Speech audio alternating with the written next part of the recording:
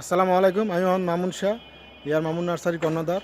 আমার নার্সারি 2001 সালে প্রতিষ্ঠিত। আমার নার্সারি কচুকাটা ইউনিয়নে অবস্থিত, নীলফামারী জেলা সদর। আমাদের নার্সারিতে একটা স্পেশাল কমলা আছে, সাতকি কমলা। আপনারা দেখতে পাচ্ছেন কমলাগুলো, প্রতিটি গাছে থোকায় থোকায় কমলা এসেছে। বাজারে কমলা আর এই কমলার স্বাদ একই রকমের। কমলাগুলো ম্যাচিউর না হওয়ার আগেই মিষ্টতায় ভরপুর হয়।